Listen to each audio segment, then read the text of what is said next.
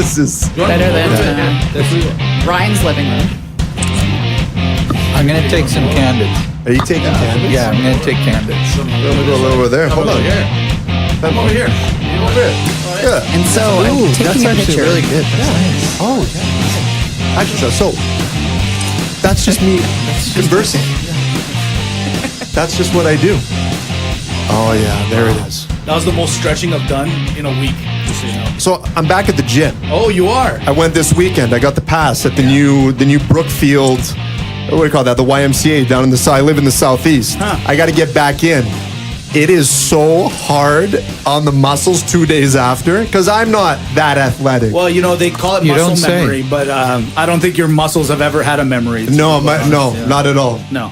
It's really bad. So I feel you. It's about gains, bro. It's about It's really But you look about great. the gains. I mean, you didn't even need to tell anybody. Did you notice? I noticed right off the bat. You're unbelievable. I noticed straight away.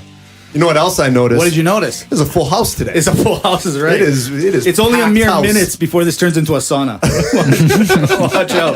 Last time I was here, it was steamy. Do you remember that? I was a midsummer's day. That's right. Yeah. you were, was. and you were here Yeah. for the double header, if I remember, because we did the Yeah. phone interview. Yeah, that was great. Oh, yeah, that's right. Yeah. And he's fought twice since then. He's fought He's twice. been doing George quite well, has he Kambosos. not? He is Yeah. the 15th ranked WBA, lightweight, soon to be champion. Soon to be. George Absolutely. Ferocious Kambosos. That's Guys, right. oh, he's Greek. Of course he's good. Welcome. Podcast number 68, Real Locker Room Talk. And as you alluded to, full house. Packed house. It's great. house. Ladies and gentlemen, you heard the voices. You say, what's going on over here? I think I recognize something that's going on here. And we've alluded to it. We said, you know what? Things are going on in the world. Yeah. And we need a doctor. And we want to prescribe Real Locker Room Talk with a little bit of Dr. Ryan Todd. Obviously. Is there a clap thing that fell flat? It did. There we go. There it is. I knew the budget had something in it. I knew it. But we're not alone. We've been teasing it. We said Ryan's coming with a guest. It's almost like WrestleMania. Yeah. You think the guy's coming in alone, but guess what happens? He's got a special tag team partner. That's right. And we have in the studio, you know what? I can't do the intro. I have to let you do the introduction.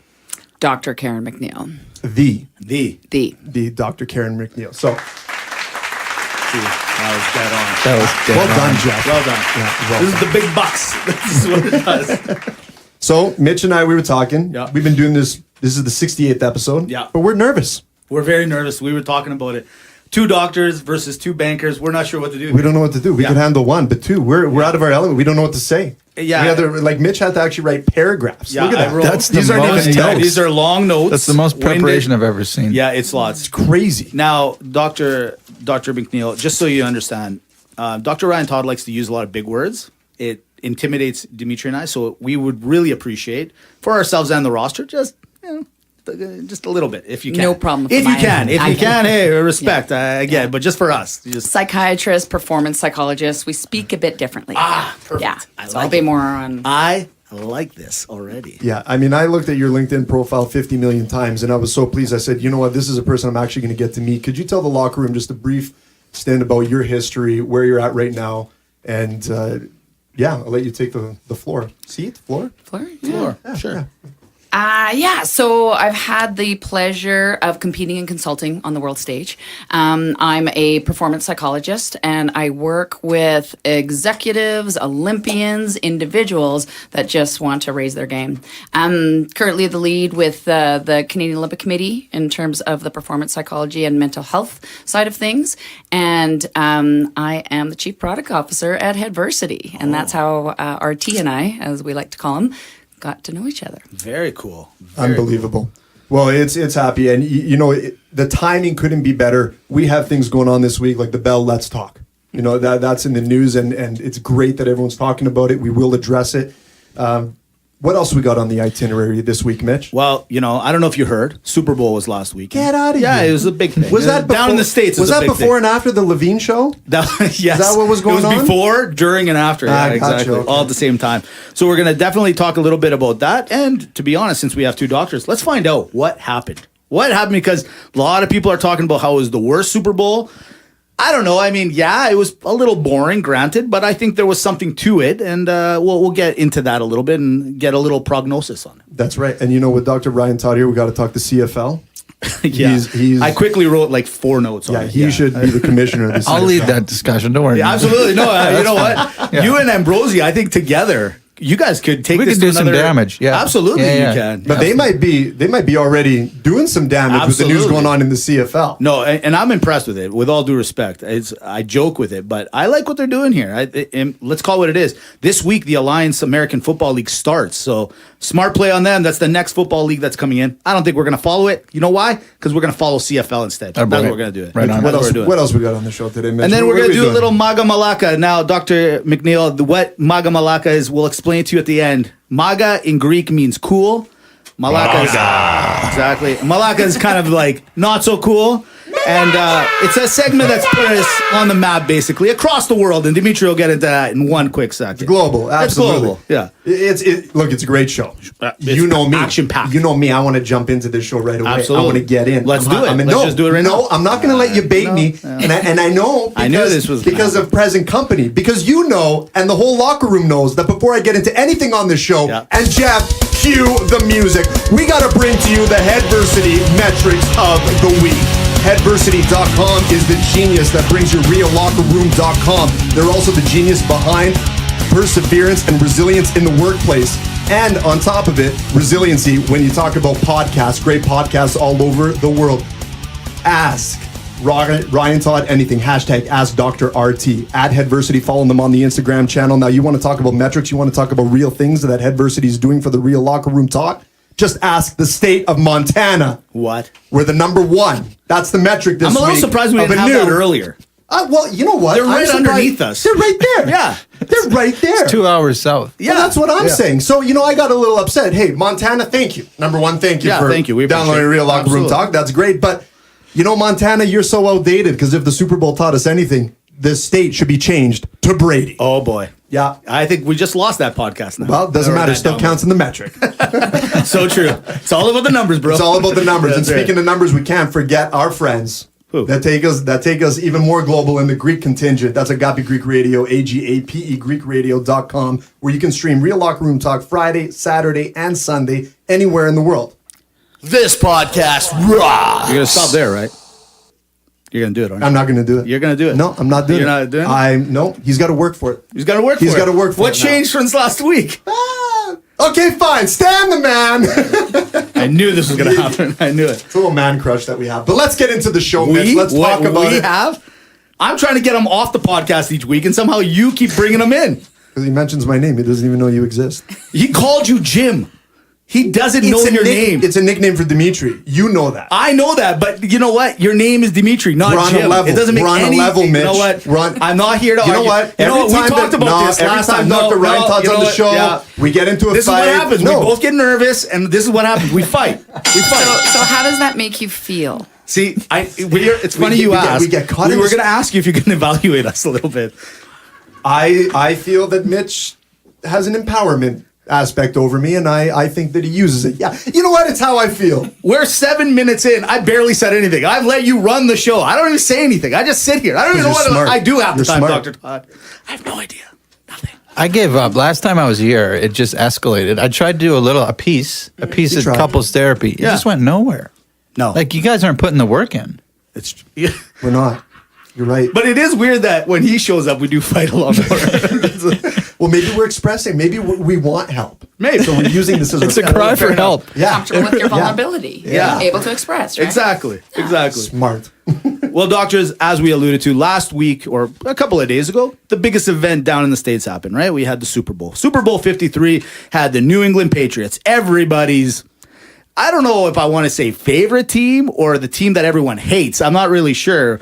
Now it seems everyone hates them. I think this dynasty situation is over. I think what's happened is people like the 3, 4, 5, but it seems like the number 6 seems to be that finish point, right? Like the Chicago Bulls had that 6 times, too many. No one is really watching New England and wanting to watch them cheer. So I found that there was a lot of fans out there that were going for the LA Rams, or as we call them, the LA Ram Illuminati. We can get into it another time. But the reality is that a lot of people were going for LA. Now, this was, from a ratings point of view, early indications, worst ratings of all time. The game was Really? slightly lower than than anticipated. The over-under in this game was 57.5. Vegas had it pretty high. It fell quite short. This was the biggest time that Vegas has never hit that number. Usually they're within 3 points. This was obviously a lot lower than that. Going into it, a lot of people are talking. You got Jared Goff, the young, 17 years younger than Tom Brady, who now is a 6-time Super Bowl champion. I did find, weirdly enough, as this podcast was coming to fruition, saying to myself, you know what? I think the big stage scared the LA Rams. I think it scared Jared Goff. The head coach of the Rams is a 33-year-old, first time ever. Everyone's loving this kid. He's very offensive-minded. Did you guys, I know you guys, we talked earlier, you guys said you watched the game. Did you guys feel the same thing? Did you think that the experience outplayed the talent in this case?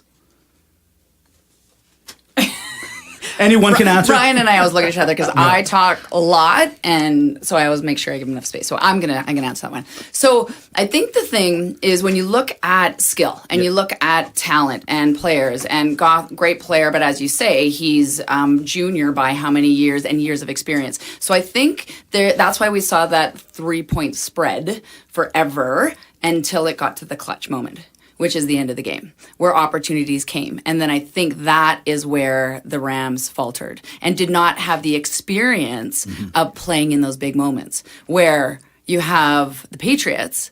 How many times have they been in that situation? And at the end, they're known for being a team at the end. And what is that?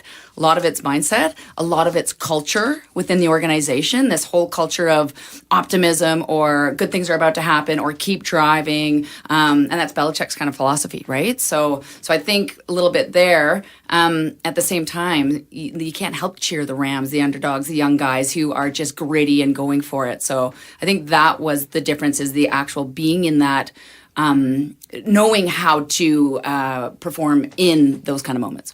And what is it about, like, you've been there before? Like, you always hear about that experience.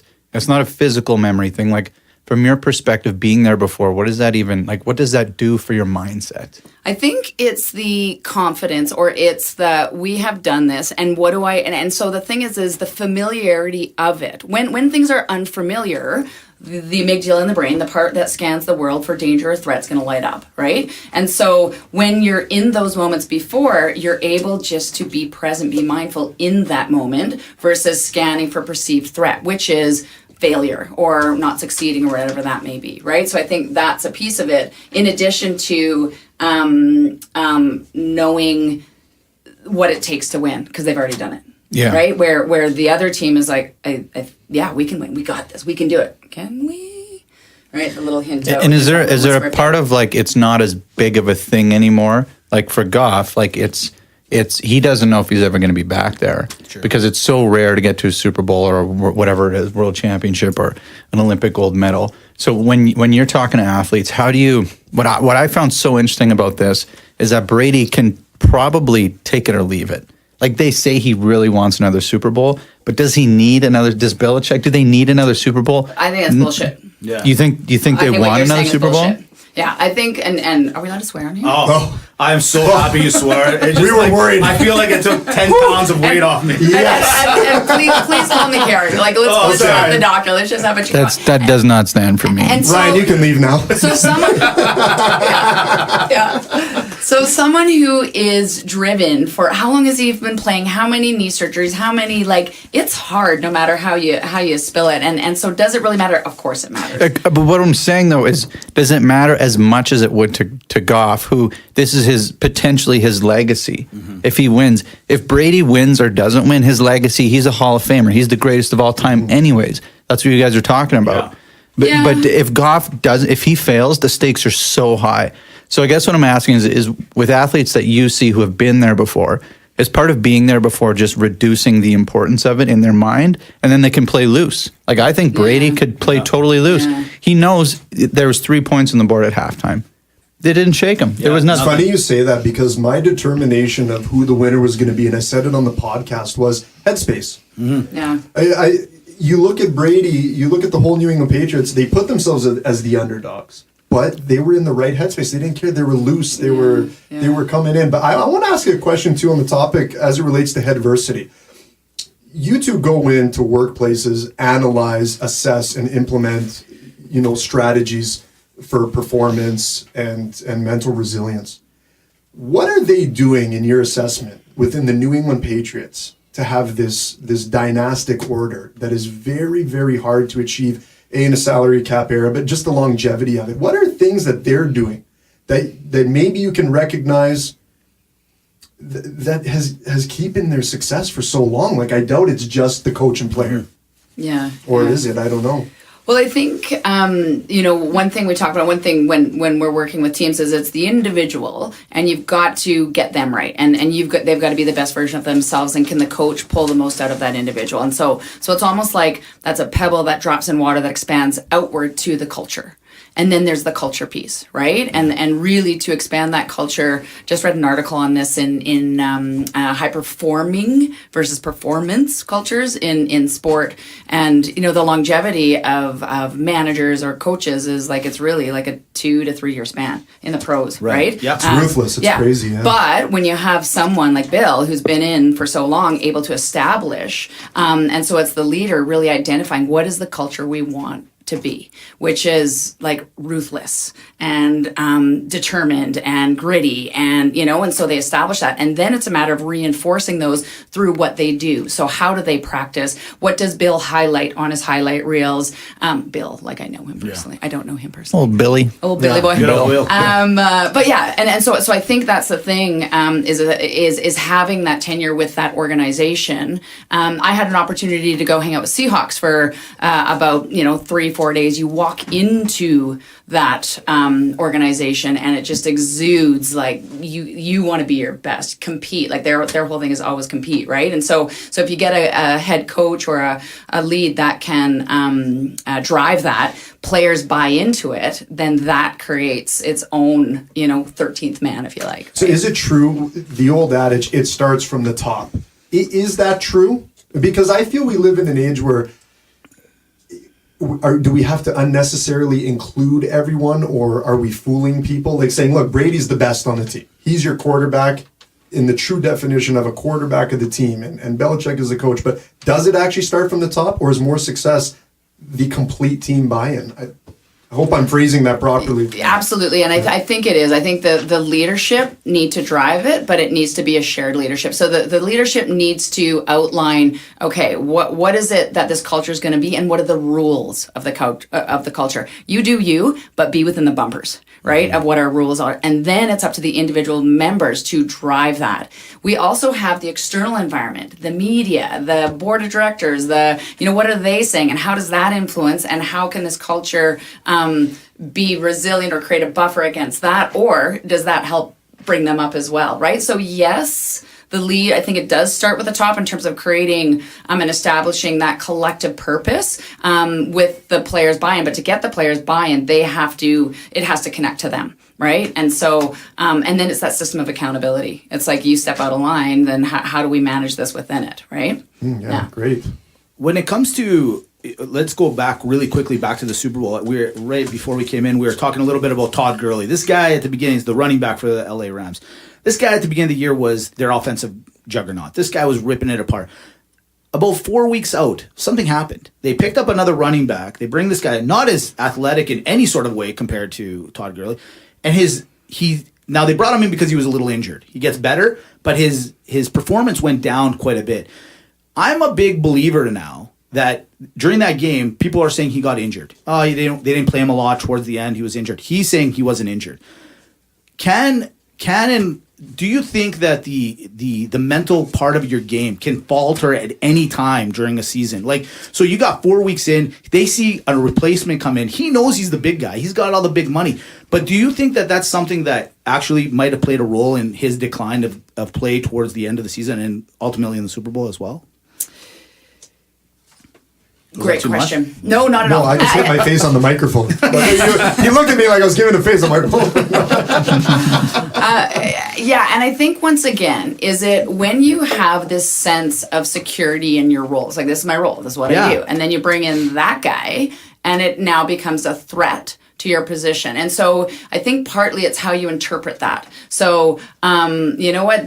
You could either see it as a negative rivalry where, you know, I gotta, you know, this guy's a threat to me and I'm not going to support him. Or you could see it as a positive rivalry where he's good, I got to be better, and that's better for both of us and it not just us up. So I think, you know, to your question, it depends, right? So it depends on that individual's mindset and how they're viewing this situation. Does it create more pressure? Absolutely. Sure. Right? And so pressure for what? Pressure for position. And then so when you get that sense of I have to perform versus I get to perform or I want to perform, then that will create behaviors like over-functioning, forcing things, or being more tentative, because what you're trying to do is manage uncertainty, right? So I want to make sure that I perform well. So if I really force it, then I'll do well. Right. It's not how it works. And so going back to high performance is, you know, Ryan, you asked earlier around, well, what do we do in these big moments? Is you go back to who am I at my best?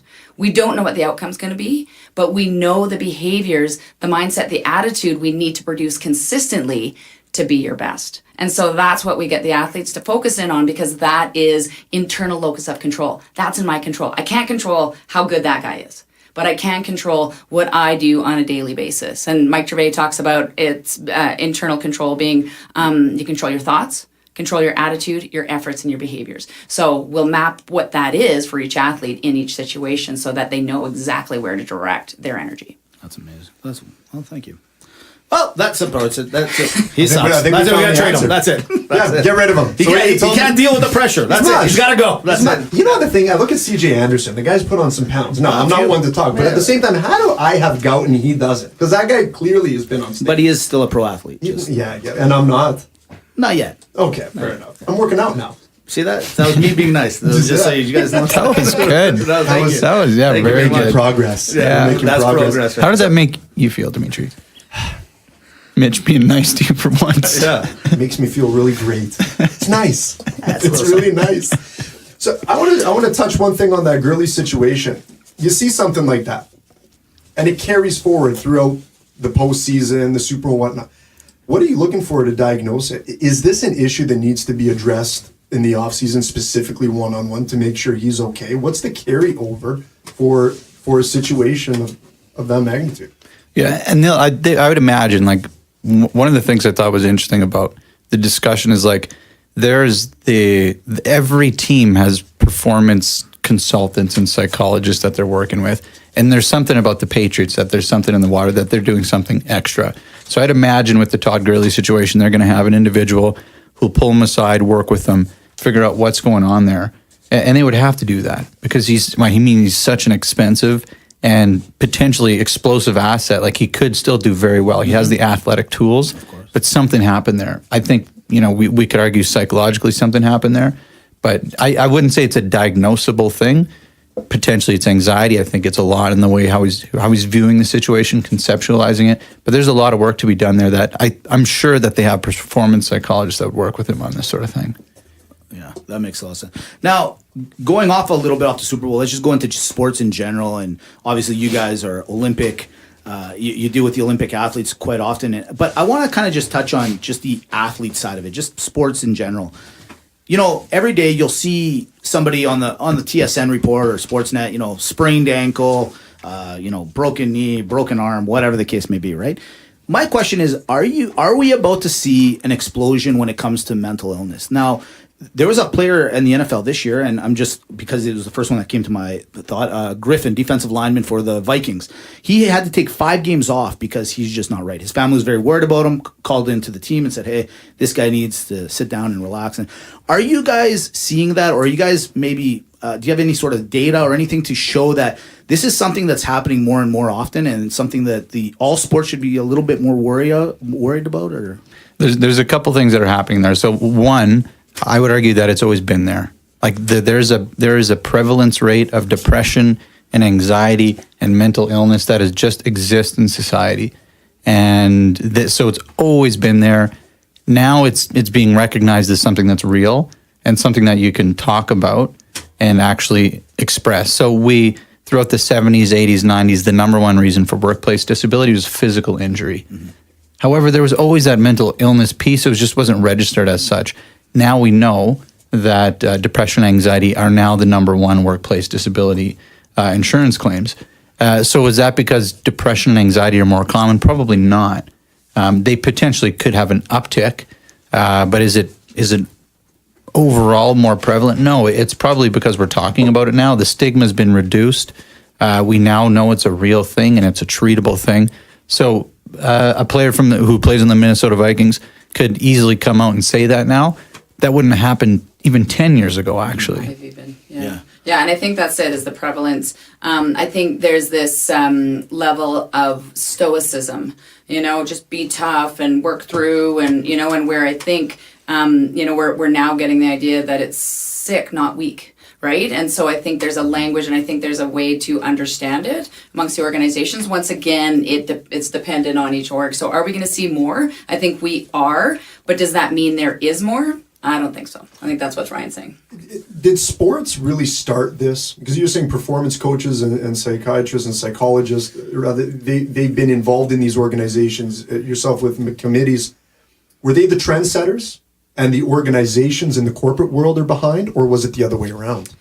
I think when you look at the trajectory, so there's industrial organizational psychology or organizational psychology, and then you have performance or sports psychology. We're a pretty young field, like 30, 40 years old. And I would say even through my career, maybe 20 years now, I'm getting that old. At the beginning, it was a lot of marketing. It's like, come on, come see me. This is really helpful to you. Where now it's just part of it. And so I think there's been an evolution. So I think in organizations, the focus was more on org effectiveness, meeting bottom line, performance, that kind of thing, change management versus the mental health of the individual, where now, because of the costs, they have to do something about it. In sport, it's just it's now been identified as one of the key performance factors.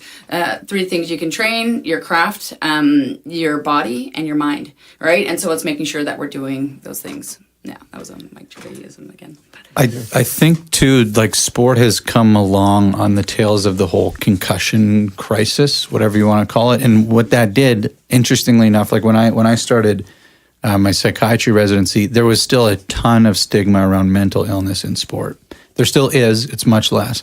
But early on in my residency, in the NHL, there was a series of 3 suicides that were thought to be, so Derek Bugard, Wade Belak, and Steve Monador. Oh, right. And they were thought to be at least somewhat associated with head injury. And there hasn't been significant proof either way. I think there was more rhetoric around Derek Bugard and potentially having CTE.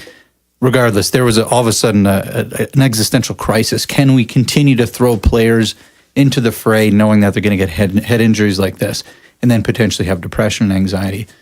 So that was, like, call it 8 years ago.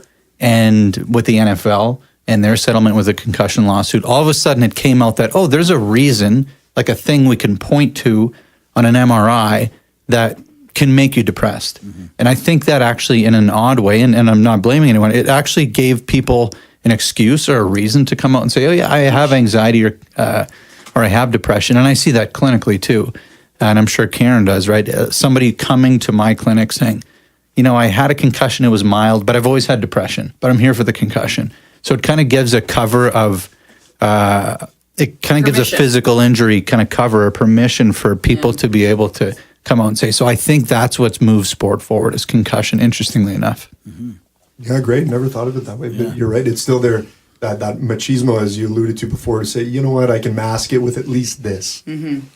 Wow. So Bell Let's Talk is something that, every year comes out, and the hashtag is always trending, and it's done remarkable things for this topic, no question. What is it doing, and what is it not doing that we hope we can get there? What it has done is in large ways destigmatize mental illness, and the Sick Not Weak hashtag that Michael Landsberg has been promoting has been a great example of that. So he's our competitor. We can't mention his name. He's a podcast competitor. He's yeah. Okay. We'll edit this. Yeah. First time ever. Who's got the whiteout? I'll get you, Landsberg. So, I mean, the last 2 years, it's been the most popular hashtag in this country. So it's done enormous things. What it has also done is made it okay to be anxious and depressed. What it has not done, which is an interesting question of kind of where we're at now, is been able to set up the resources to handle this influx of people who are saying, yeah, I'm depressed. Like, where do I go now? In this city, for example, we have less mental health beds at our primary hospitals than we had in 1993. Really? For a lot of the evidence-based treatments for disorders that we work with, the wait lists are up to 8 months. Whoa. And that's too long. Yeah. So there's still a huge gap in terms of resources of what we can provide. So the action part is the thing that a stigma reduction campaign can't do. The argument could be that the more awareness you have, the more stigma reduction you have, the funding is going to come. And we've seen that to a certain extent. But is it anywhere near the funding that we get in this country for things like cancer centers or hip replacement OR suites? Absolutely not. It's still not even there. Yeah. So there's a lot of work to be done, and that's what we take a lot of pride in with Headversity, is trying to provide a preventative approach, give people the skills to stem mental illness, help them perform better, be more resilient. No, that's great. And let's get into that, Headversity. A lot of people, they heard it, we hear it every week, they understand, okay, the generalized topic, but what are you two doing when you're going in? Take us through the assessment, the implementation, because our listeners out there are going to be intrigued. I'm intrigued. Oh yeah. You know, I'm not ashamed that Ryan and I have been dear friends, but I reached out to Ryan, you know, regarding that fact. But what is Headversity doing for the organizations and individuals? Tell us what Headversity is all about. You don't want to take this one, Karen? I can. Well, why don't you tell us what Headversity is about, and then I'll You get into the weeds. I'll go into Ryan, the weeds. Get how into does the that weeds. make you feel? This is the We problem. didn't all day long. Like, no, you didn't. No, They're much more calmer than we are. Totally. We're looking at ourselves, and they're looking at themselves. This is who we could be. If we just applied ourselves, we could have just read one book. Just one book. We'll did. take you through a nice Yeah. mindfulness exercise after, Yeah. just a con. Okay. So what is Headversity, Ryan? So What are we all about? we build resilience in the workplace. So resilience is a couple of things, but in short, it is your ability to face adversity, your readiness to face adversity, and this is the thing that we focus on in the workplace. So there's a huge disparity in the workplace because there is a lot of mental illness issues coming up. There's a huge gap in performance now.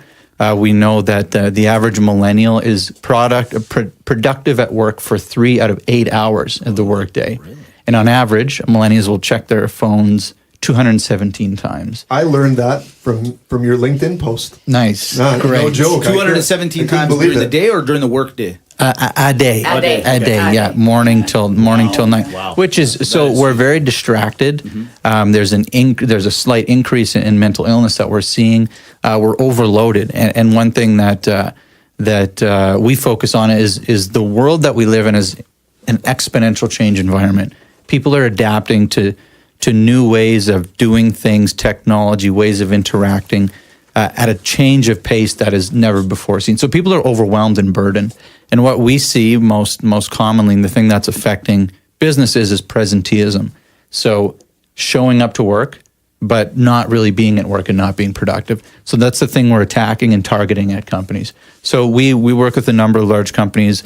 We do two things. We do workshops, and we can customize those specifically to some of the issues that the organization is having. And then we have an online learning platform that takes you through our curriculum and our roadmap to building resilience.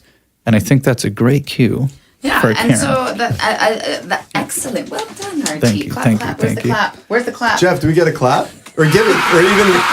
See, this is where we love gotta get, it. and Karen, cue the music, right? This is where you...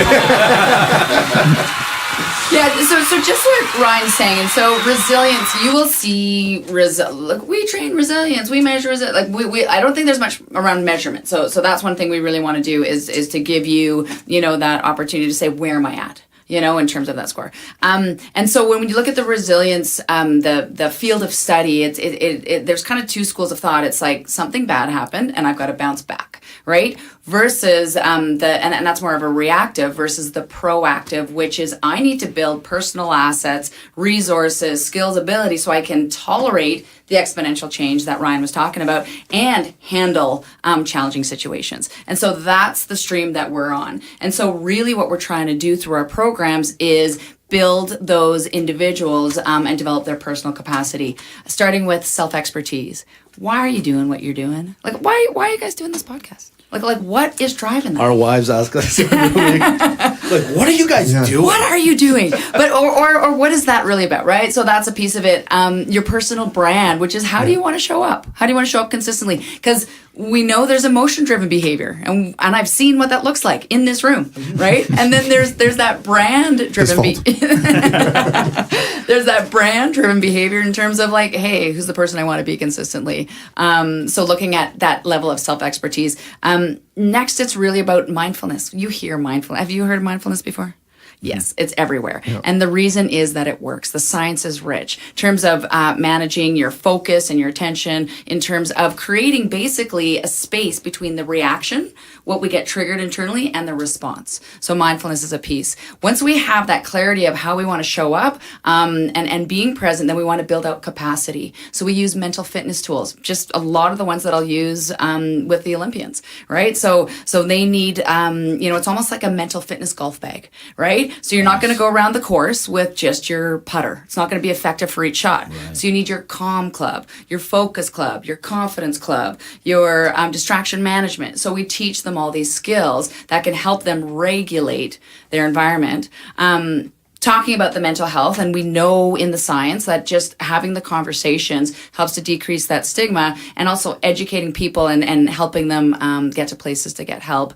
And then the hardiness, if you like, which is really that ability to endure difficult conditions. And so there's some skill sets in the hardiness around building bravery, optimism, and that hardiness tool. And then lastly, energy management. So, we're drone with demands and bings and beeps all day long. Yeah. So how do we recover from that? So that's kind of some of the core to our program in terms of how we really build this. I want to buy this program. Yeah, I'm in already. I registered. Well, you registered. Yeah, you got to go to the website. I'm going to register right now. Just for everyone, locker room to listen, it's headversity.com.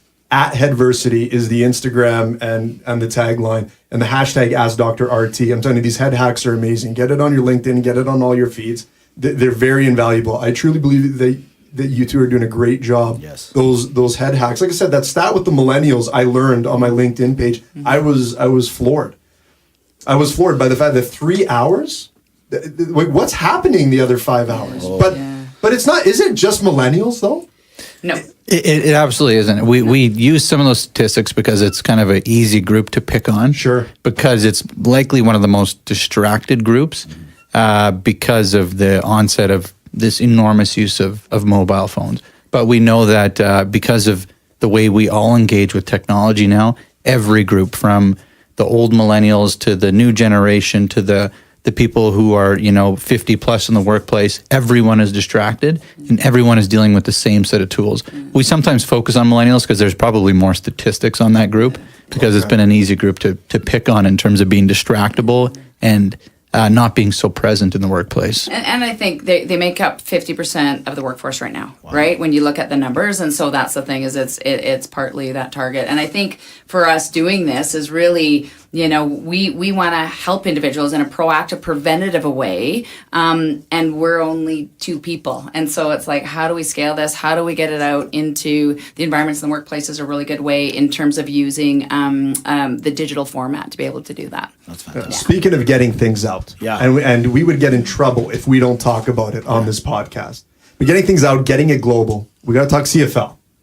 Ryan, we said we'd do it. Thank you. We said, are you how does that make you feel? Good. There's something good. So, big news in the CFL. This is a game that's competing, that's growing, and they just announced Ambrosi, the man with the plan, maybe the Stan, really, of he's the Stan. He's the Stan. Well, he technically CFL. is the Stan. Yeah, I think, But he wants to grow the game to Europe, and he's talking to places like Norway and Sweden and all these Nordic countries and moving it over.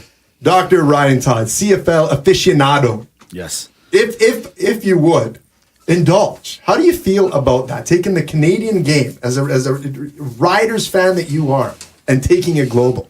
Well, I think I wanted to get your opinion on this. That's why I demanded that this is a topic before we even came in. Sure.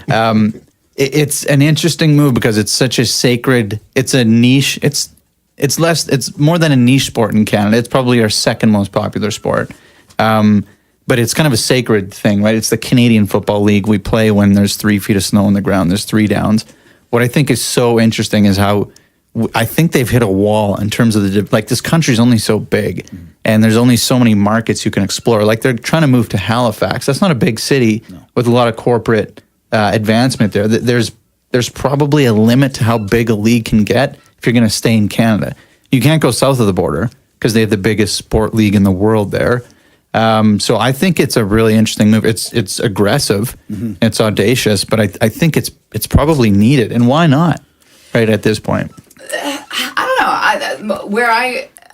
I can see it from the Canadian standpoint. I played, it was called hockey over in Europe, but field hockey for Canada for about 10 years. And I played for a club in Amsterdam for a couple of years. And so going there, their sport culture, soccer, football being the biggest sport, their speed skating. And so that's the only thing in terms of it's developed, it's ingrained in you from when you're 5 years old. What sport, the sport within that country. So to kind of implant this new thing so I'm just wondering about the uptick. I don't think it's a bad thing to expand. I just think there's so many competing sporting events and the rich, deep culture of these things. Like they are fanatic about, and you do not say a bad thing about X team when you're in, Y city or whatever, right? So, that's it. So I think if they can partner with, Man U, or I don't know where they're going. They're not going to go to England, but they'll go to, the Scandinavia. If you can partner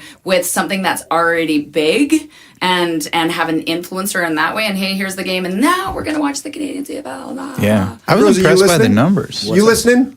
Karen just gave you the answer. There you go. She just did it. She just solved the problem. Mitch, no, she did. Mitch, where are you at on this? You know what? I think it's interesting. I like the word you used. It's aggressive. This is like, a stock play. This is like putting $1 million on a penny stock. This is a big play where I'll be honest, I don't think it's going to work because of what Dr. McNeill said, where you're talking about, can you imagine CFL in Greece right now? Like I'm only using Greece because I just know it so well. It's not rugby is starting to pick up a little bit, okay? Yeah. But it's one thing at a time. They're not going to pick up 5 sports at a time. Yeah. And I think with soccer being so huge in Europe, and then everything else, basketball, volleyball, CFL would be a very hard pitch to them. It'd be a very hard pitch. I like the better idea of where they were going down to Mexico. I kind of like that idea. Stay within the realm of their NAFTA. We can work something out there, something there, whatever. But I think going across the pond, it's just too aggressive right now. I've said this actually about even the NHL going to China. I think that, again, is just a little too aggressive. Stay within Europe. That makes more sense. CFL going to Europe right now, just not the right play. I know they're looking to make a move, but I think they're going about it the right way. Like they're trying to develop these relationships from the college level to the pro level. Like I was astounded by the numbers. Like they just signed a deal with the France American Football League, and there was some like 15,000 players in their minor league system, and how they do it in Europe, like all the other leagues, is they kind of filter them up, and there's like 12 teams. So I think if they can get a couple of those, the best players to come and play for like the BC Lions, you're gonna get some viewers in France. Sure. Are they gonna be able to play games in France? There's no way. No. But if you can get a couple, like they had the Mexican CFL draft. Sure. If you can get like 3 really strong Mexican players, like you're gonna get a lot of viewers. You're absolutely right there. I'll give you 100% there. The only other thing I would say on that is I think the CFL has to concentrate on themselves right now. Right now, you go, like, Calgary Stampeders are amazing. I love them. I've been cheering for them for years, but I think we'd all be lying to each other if we said that McMahon Stadium is as full as it used to be. It's not. The participation... Really only when the Riders are in town. Yeah, and that's the thing, and you can't count on that. I mean, the fact that we're going to get a new stadium, we got to fill that joint if that's the case, right? I think we got to concentrate on making it popular again. I agree with you. It's the second most popular sport by far. Hockey is number 1, number 2, CFL. Let's get everyone here in Canada excited about football again.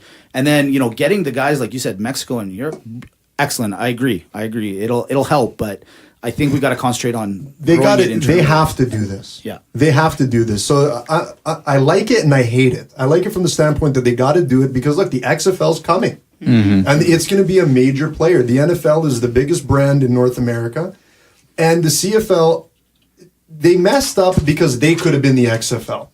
I never understood why at one point in time they could go in and get Baltimore, Shreveport, expand, do all these things, but they never wanted to be the feeder league for the NFL. I was always upset because I said, hold on a sec. You're taking young Canadians and you're not giving them the opportunity to make the big NFL dollars. Why? Because it's the Canadian game, quote unquote. Well, now look what happened. Vince McMahon said, okay, well, no problem. I'll take it. And he's going to do well. So now you're going into Europe. This is why I don't like it. So now you've conceded and you're saying, well, we have to make the game bigger. We got to expand it. So I like it that, hey, visionary, let's do it, let's go after it. But I absolutely hate it because you should have been you should have been the CFL. You should have joined with the NFL, adopt the rules if you want, do whatever you want, get in the system. The CFL could have made this XFL not exist at all. And I'm telling you, and it's that we do this Call It From Now segment on the show. Sure. This XFL is going to be extremely huge. So I don't, Really? I got to be honest. I think that the CFL, I can see one or two teams leaving in the next 5 years. Don't say it, Dimitri. Don't do it. Look, Don't say it. Yeah, but Ryan, how many Saskatchewan Rough Rider organizations are there where live, breathe, die riderhood doesn't matter? The Pats, the Riders, they are not going anywhere. Is that the same for BC, Toronto, Montreal? No, and there's problem teams, right? There's Toronto, and you have to move that team eventually. You go to a Tiger Cats game and they have a full stadium. You go to an Ottawa Red Blacks game, it's a blast. They have a beautiful stadium. It's a smaller stadium, but they pack it most nights. The Edmonton Eskimos have the most attendance in the league. So what I think is interesting is there's always this like Canadian, it's struggling narrative around the CFL, but the league is what it is, and it's never going to be the NFL, and it might not even be the XFL. But is it going to die? Like, absolutely not. There's so much tradition and richness, and actually a decent amount of money that goes into that. I agree with that. I don't think it's going to die. I'm with you there. I think they're going to take a hit. But I hope this works out in Europe. I really do. Yeah. For the sake of the league, I hope it works out. But do you think that Canadian fans, if they do this, they pop 3 teams, are Canadian fans saying, you know what? No, this was Canadians' game. I'm out, and lose a bit? But I think they're trying to pull European players over here to get the viewership on television. That makes sense. That on that end, that's making sense. I don't think they're going back to the Las Vegas Wranglers or the Shreveport Pirate days. I think with the Baltimore Colts. But I think, Mitch, you have a good point. Yeah, I think you have a good point, though. And what you're talking about is why are those stadiums full? And when you think about over in the Premier League, you go as a 5-year-old, you get your scarf, you are a lifer. Exactly. And so do we create that alumni? Do we create that? And so community outreach going into, and so I think building up what's already there, there's many different ways to do that. I'm not sure if we do a great job of that here, right? Not yet, no. And I have a good friend that played in the CFL. He sells sausages here in Calgary. You might know who it is. I won't say his name but we all know who he is. He is actually confident. He is 100% confident that the CFL will change to be an all-Canadian team. Like, the Americans will be gone. Simply...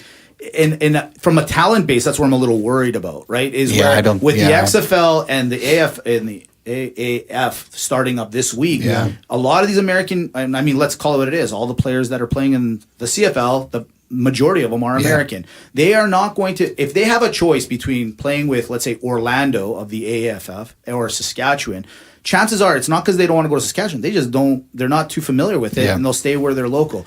He's very worried. He has come to this conclusion that it's going to be, watch out, Canada's game will be just all Canadian players, which could be cool. Could be something different. I mean, we'll see where it goes. I don't think he's totally right, but he's got kind of a point there, you know, and he sells good sausages, so I don't know. There's still so many players, though. Like you think of your top, think of your top 25 quarterbacks, and how many Div 1 teams are there? I don't know the statistic. It's in the hundreds, right? 121, yeah. Is that how many? Yeah. Nicely done. Well done. That is, boom. Where's the applause there? I don't get a lot of respect. Yeah, so you think of your top 25 quarterbacks. How many of those are going to be drafted in the NFL? Yeah. No, And how many of those are going to, let's say they all get drafted, how many are going to be on practice rosters in the next 3 years get filtered down to the CFL? Right. So then now we're considering 2 other leagues, XFL is in the AFL. So you're probably taking another kind of top 10% tier, but there's still so many excellent players. Like there's still so many excellent players that aren't good enough to play in the CFL. Right. In the elite positions especially. So I think there's so many football players. Pool. Yeah, that I think there's a huge talent pool there. It's an opportunity. It's who gets them. Yeah. That's the well, thing. Who is going to be the Yeah. one to handle To get the or electric players for sure. Show me No. the money. Yeah. I got Show a me the quick quad, question Jerry. before we go into Maga Malaka. I want to go back to the Olympics, okay? Because this is your big thing. This is where you guys are, this is where you're the creme de la creme. Now, I don't want to rip open this scab early, but just a quick, we call this touch and go. How mad are you that the Olympic 2026 didn't happen here in Calgary? Disappointed. Disappointed. Absolutely, yeah. And I think Amen. I think it was the wrong story that was being told, and it's the intangibles that people can't see. Right. Another interesting point, was this your friend that told us this? Probably. Yeah. Where another interesting point is, the voters. Okay, so it's really 50-50. But when you look at who, the who comes out is the ones that were more yes are the millennials. They're kind of like on the fence, but yeah, probably. And the ones that were like probably more no are seniors. Yes. Yeah, my mom. Seniors vote. Yeah, yeah, Right? exactly. So yeah. when you think about millennials don't, right? So who came out to the polls, right? So it's a matter of was it more even than it was? And so I think it was just unfortunately we needed the individual in the wheelchair saying, hey, this is going to improve our accessibility in the country. We needed the individuals in terms of transportation or senior housing or versus the elite Olympians sharing the story. And love you, elite Olympians. But at the same time, I think to speak to the masses and the people that we needed to expand that story. So disappointing. And I was here in Calgary in '88 as a young buck, and I was that's why I'm probably here in my position today. No, don't. Right? Like it just inspires and it creates a healthy, fit culture and active living and community around it. So I mean, coming from experience, being an athlete, an Olympian yourself, and dealing with them, how big was this for the athletes for that level of sport? Forget professional sports right now. This is the forum.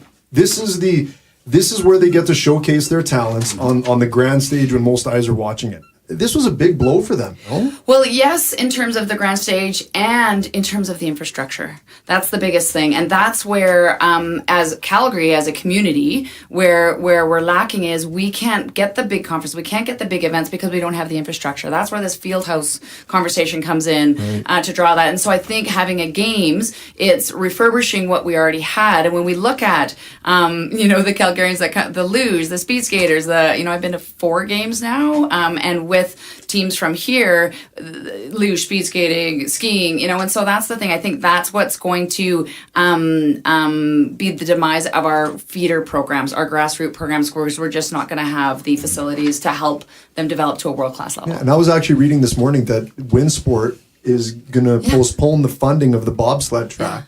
Because they don't have the money. They have to extend another 2 years. $8 million something that Yeah, they need that- to refurbish it, and so they might. I think they said on the news they're going to shut it down within a month. Oh, really? Yeah. Well, that kills. Like Whistler's the only other track. I live right behind there. I'll grab my hose. I'll just stick it out the window. You going to work?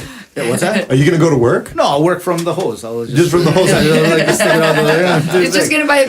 Now, I That's got a the question. track. And you know what? I think on behalf of all Canadians, we want to say thank you because over the last couple of years, the Olympic athletes have crushed it. They've been the medal rankings have been higher. In fact, we crushed it in Vancouver. We won, right? Didn't we have the most amount of medals in Vancouver? Yeah, we're Gold medals, yeah. Gold medals. That's what it was. Gold medals. Thank you, Dr. Ranta. Now I got a question. You got the 121 comment. see that? You think you're good? You're hot shot now. I got a little cocky. Yeah, I got a okay. little, A little bit. See, why could you? Well, that was a backhanded compliment, just so you know. It was. I didn't appreciate it. It was. But I got a question here. Okay. I got a question. Carry on. Now, when you're talking about the fact that we're the medal counts have gone up, so the athletes have gotten better. If you had to give a percentage Would you say that it's their performance that's gone better, or is it their mental game that's gone better, or would you give it 50-50? What would you assess it? What can you tell me? Is it just the athletes getting better, or? Yeah, I think part of it is, and that's a really good question. It takes the technical and tactical ability, and in terms of the dollars that have gone into our science and research. So that's a piece for sure. In terms of the physiology in the body, right? In terms of the thing is that the games, all those factors, country per country, are probably going to be pretty equal. Like within the top 20 people that are going to be vying for a medal, they're in terms of the fitness and the technical and tactical ability. So I think part of it, and of course this is my lens, but it's that ability to produce that skill when it counts the most, and that's where the resilience and the mental fitness. And I think. Are we doing more? I think it's just more integrated a part of the program, where when I was working, it would be part of the budget, and it's like, oh yeah, sports psych down here, where now we're actually part of the budget. It's still a challenge, in terms of where we fit into those other things, because other things are tangible. You can measure them. How do you measure when you're mentally fit? Well, that comes out, did you win or lose, or did you choke? And so that's how that comes out. And so yeah, I think to answer your question, all important. I think we need to make sure that we have mentally fit, resilient athletes to be able to maximize those capacities. So I think you're cutting yourself short. I think the numbers. It was are me. short. What can I? No, you know what? I think it's 50-50, if not a little bit more, because the numbers years ago, they were nowhere on the medal standing. Like, we were nowhere near it. And now all of a sudden we're in the top 3 when it comes to the Winter Olympics, right? So I think you're cutting yourself short. I think it's higher than you think. When it comes to the training regimen, so the physical part of it, you have a program, you got to stick to it, and the diet. Do you have to mentally pace yourself? And what I mean by that is you got to perform under the lights. You got to show up on game day. You got to be 100%. Is it bad to give 100% in the gym, let's say, leading up to it? Like, do you have to have a mental workout program? Yeah, I mean, there's a certain I'm losing the words right now. When you look at the periodized, right? That's what it is, periodized training program, right? And so the strength and conditioning, the physiology guys will make sure that they are peaking when they need to peak. And so there is an absolute regimen in terms of the physiology and physical ability. In terms of the mental side of things, I think it's a matter of being able, and we talk about the psychology of quality training. So it's not the 80% more you're doing, it's the 1% more each day, and you only have one opportunity to make the most out of that workout. So it's being in there, but then it's getting the recovery, making sure that you have that mental break or detachment from sport. And that's where we look at diversity, and some people can go to school, some can, or have a thing outside of this just so that you get more of that mental break so that you can get into it. But I don't necessarily think it's like there will be a physiological periodization that you need to follow, but but yeah. And we sorry, just on that, like we look at it as for the Olympic sports in a quadrennial, right? So there's the first year of the quadrennial, and so in that there's the recovery from the games, and then you're working, and then there's the second year and third, and there is a build absolutely in terms of what we want and when we want to really tax and change, and that's probably year 2, right? They've had some recovery, and then so it's really let's get in and do the work, and then we're building and refining leading into the games, kind of thing. That's incredible. You have a 4-year training regimen to get there. I have to ask, in your opinion, experience, is it harder to show up day by day? Let's say an NHL hockey player, NBA, they got 82 games, and every second day they're playing. Is it harder to maintain that, or that 4-year slow burn of performance? Mm-hmm. Yeah. And I think, when you look at, like, it is the 4-year to the Olympics, but like I was just at World Champs this weekend. And so that's like, we're on year 2 or end of year 1, right? And that's building it. So there's World Cups, there's World Champs, there's all these different markers and lead up to it. But when we kind of think in terms of games readiness, games performance, for a lot of the amateur, that's the big ticket, right? Yeah. That's what they're really gunning for. And it's like you've got a minute and 30 seconds to put all those 4, I'd say 8, I'd say almost 12 years of training to work, right? Wow. So no pressure. Because go ahead. No, you know what? No, please. Please. I just wanted to ask one. I'm excited. You go ahead. Touch and go. Touch and go. Okay. Touch and go. What have you seen to be the biggest difference between athletes from 10 years ago, 12 years ago to today? What's the big mental difference you've seen? Or is there one? I think Great question. Adversity. Headversity. Boom, done. Close. Yeah, End the yeah, podcast.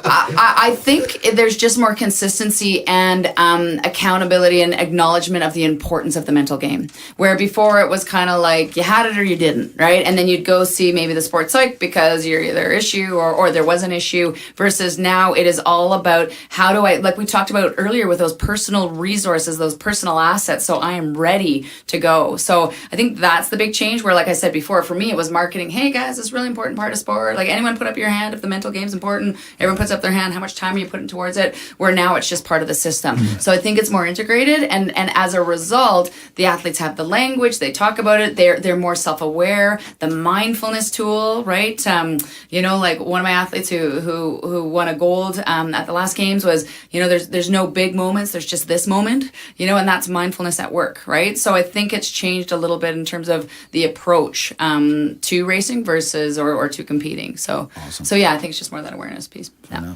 No, but I was going to ask is something that we were talking about during the week. You have athletes with mental fortitude, like we said, the ones that we think of, the Tom Brady, the Michael Jordan. But what about guys like Terrell Owens?